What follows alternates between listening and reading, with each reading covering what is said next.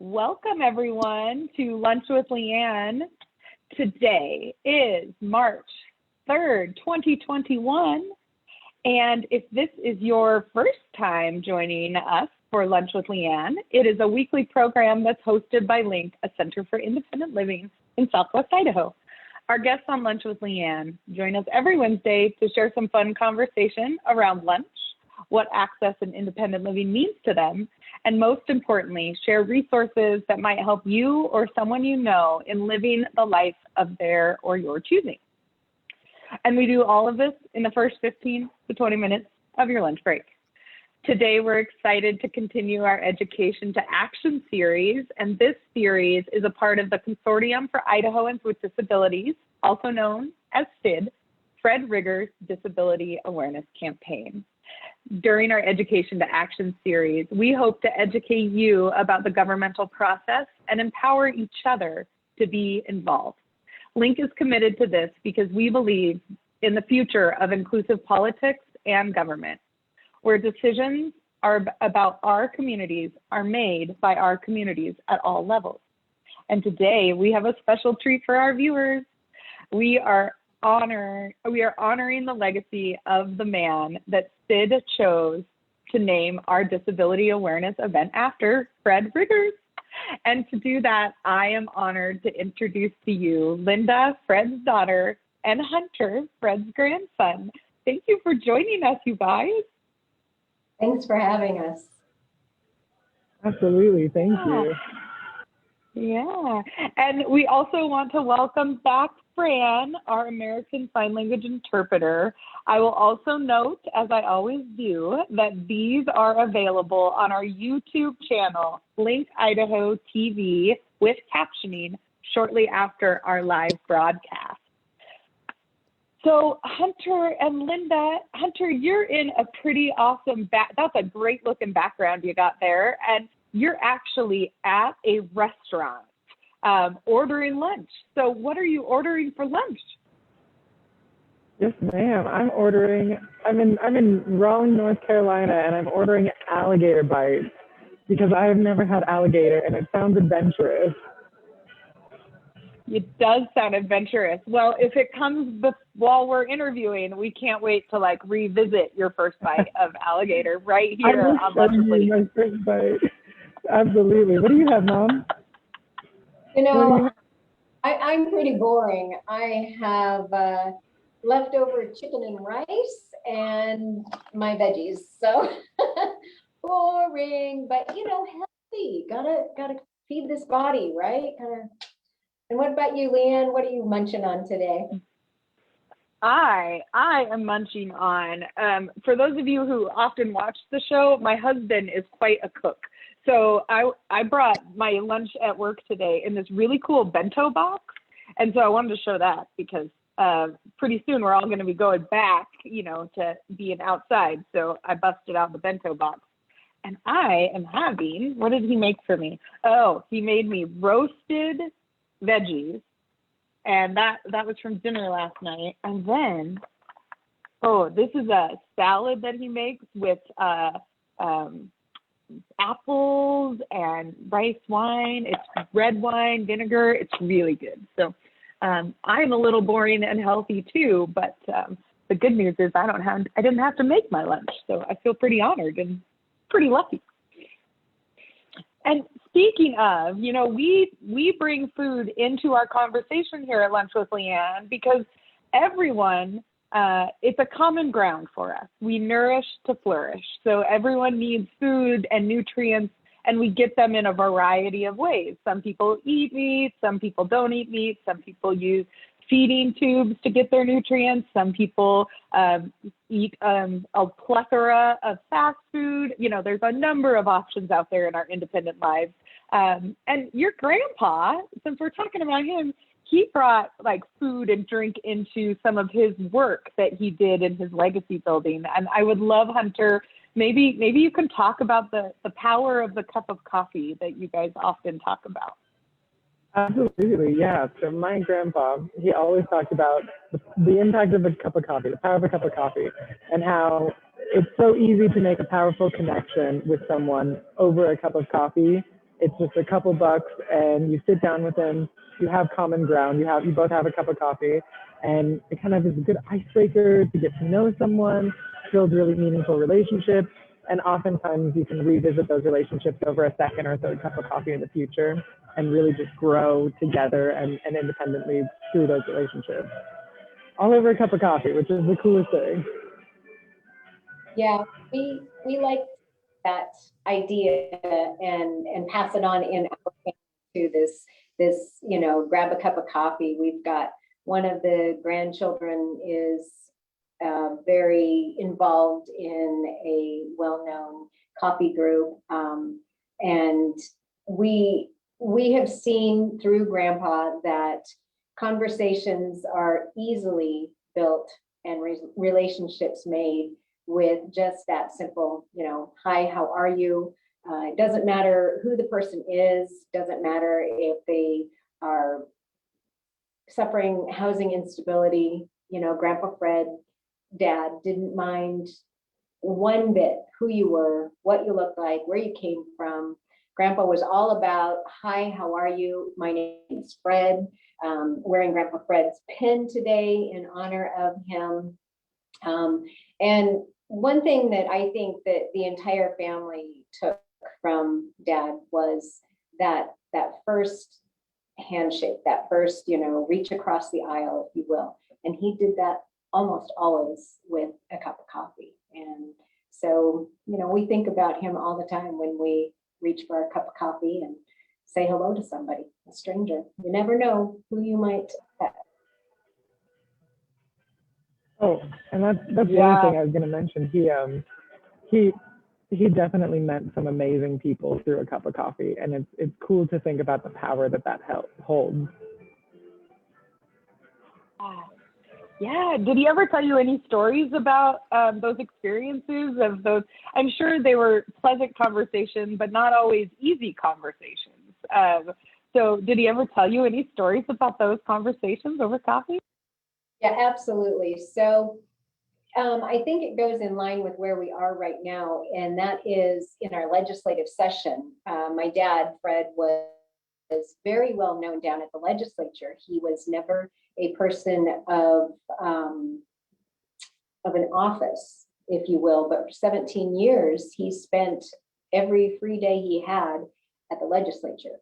He would wear this pin, and in case you don't know, Grandpa Fred was blind, and so he was this short little guy with this cane, and he would walk the halls and say hello to everybody.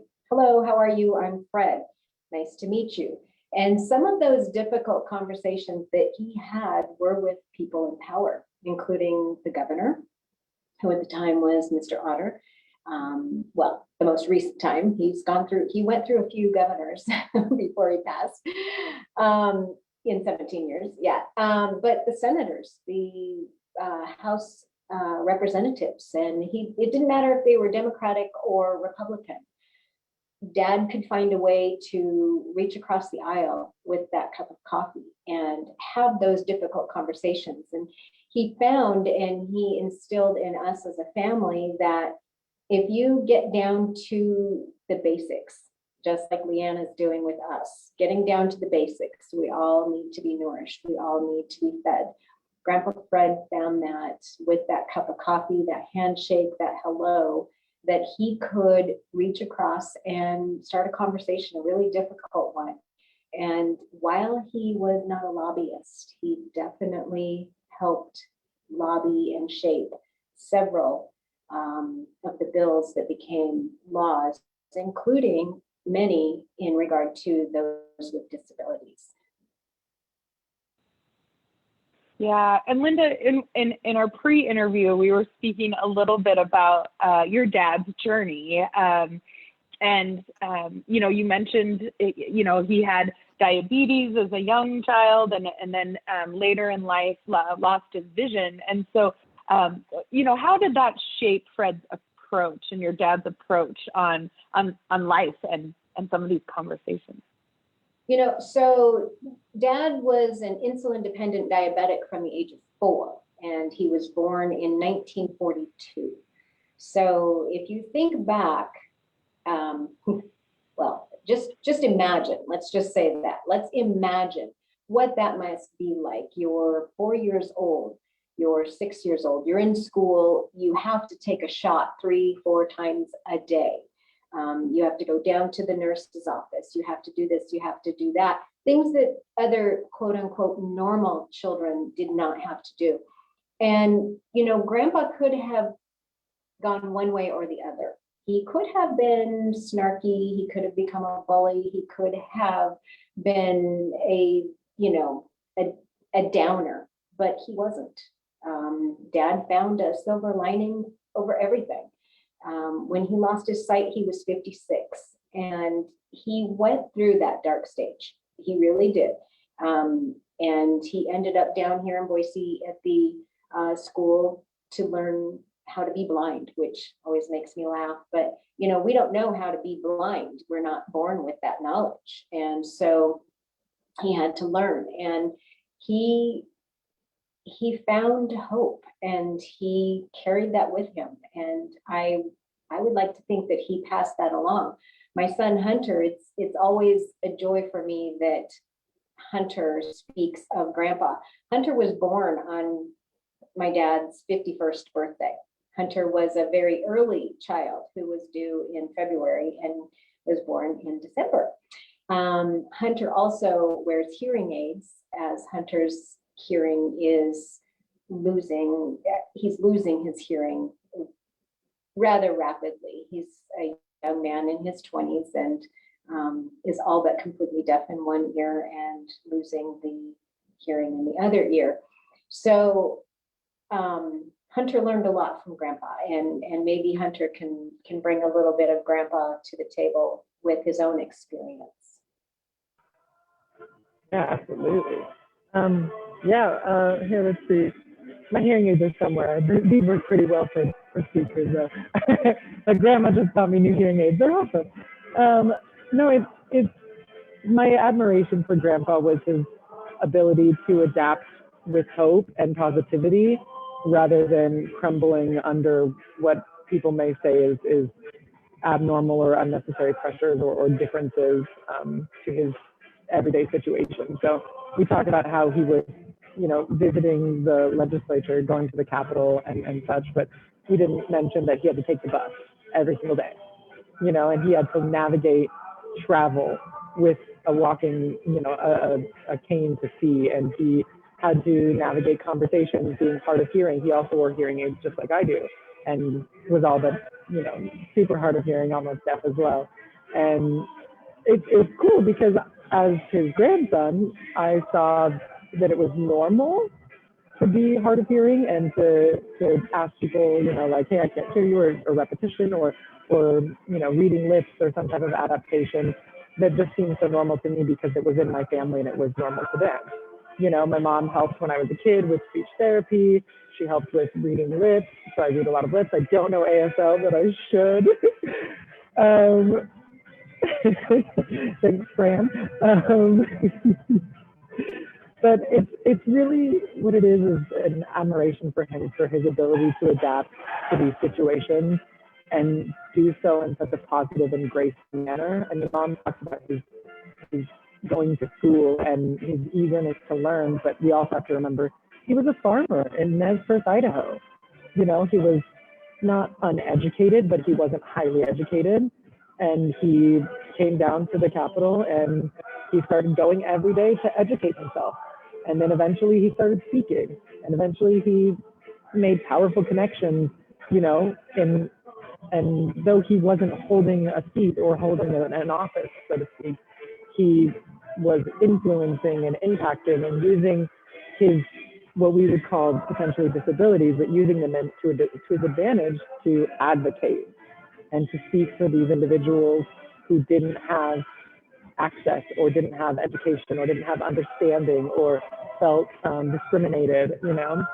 And then you've got people like me who are a couple generations away who don't experience it as strongly. And though I don't know every impact that his influence had, I'm certain that there are things that have changed my life, you know, in Idaho just from my grandpa.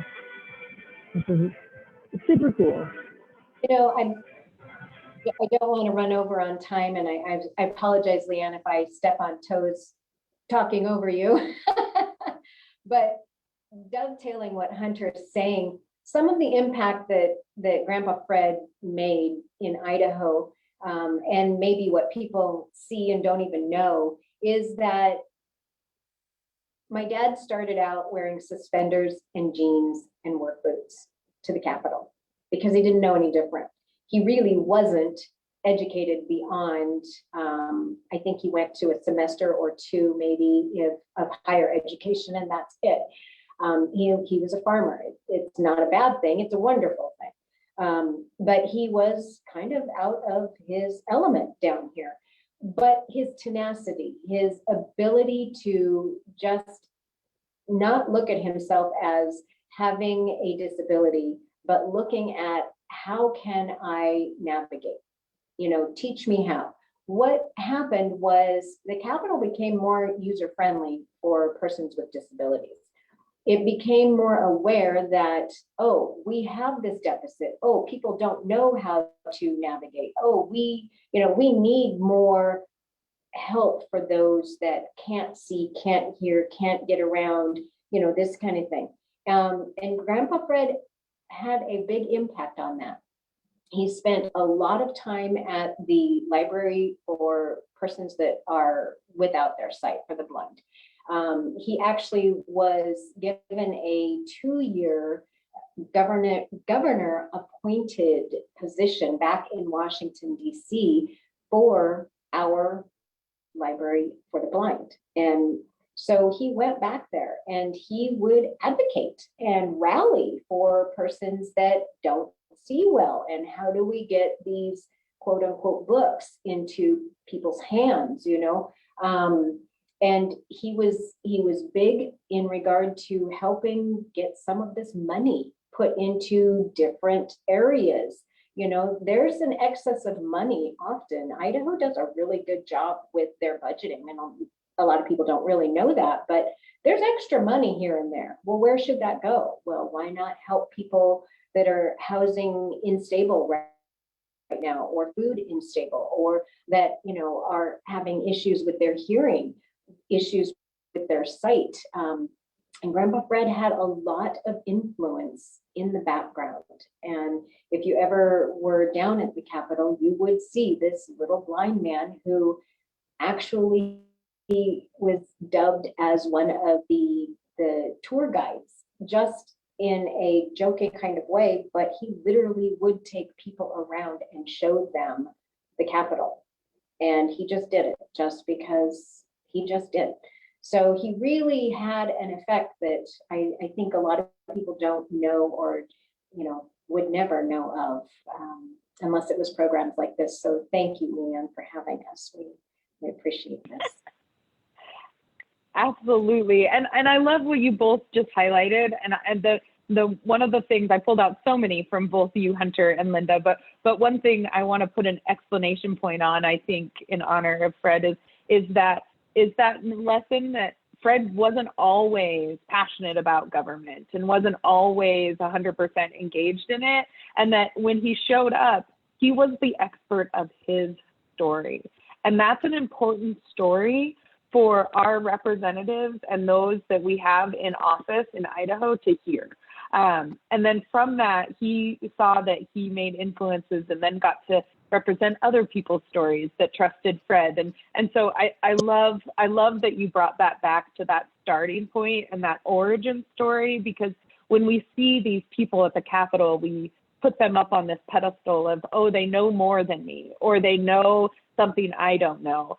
And they're also just people that need to eat and need to do things, and they are there to represent us as citizens of Idaho. And so I love that Fred set that example with confidence, and you can see a continuum of progression. I don't think Fred showed up in those suspenders anymore without a jacket, maybe in his later years, but he's also giving Hunter bow ties that we all have learned to love. So I love that you both brought that up, and I hope that those of you who are listening hear that message as well, because you are the expert of your story and it deserves to be heard, because these are people who are representing you and your well-being in your community. If it's in your local government, in your state government, and also in your national government, they are there to listen to us. So ask them out for a cup of coffee if they're not really busy in the legislative session.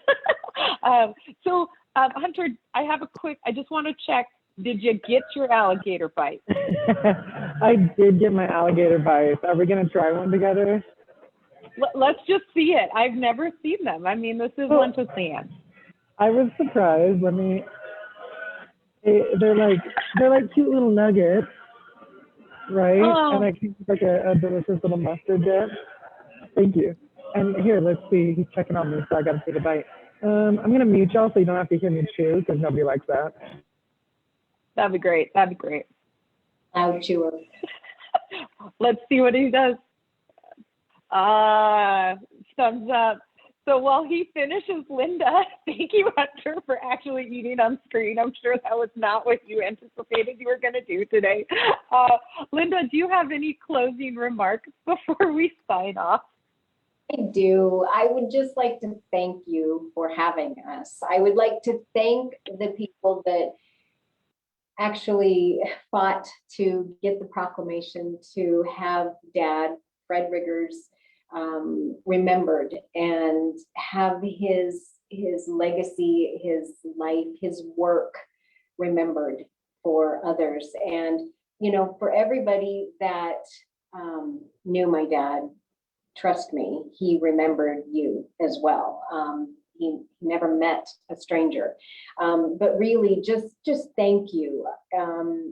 And, for those of you out there that are concerned or are scared and don't know where to turn, don't know how to start, the agencies really are there to help you. When my dad lost his sight, I was the one that reached out on behalf of my dad and found the School for the Blind and found the different housing places and found the different transportation and found, a place actually for my parents to live that was, reasonable, that could help, with the different disabilities he was starting to encounter. And I could never have done that without the agencies. They are there to help you. And these people in power that we vote for, they are there to help you too. And it's your house. Go down there. Go talk to these people. But really, thank you. Just reach out. Thank you. We appreciate you. And we appreciate you guys and Fred's great work that has inspired so many. So guys, we're going to say ciao for now. We will see you next week on Lunch with LeAnn, where we will be having two guests again.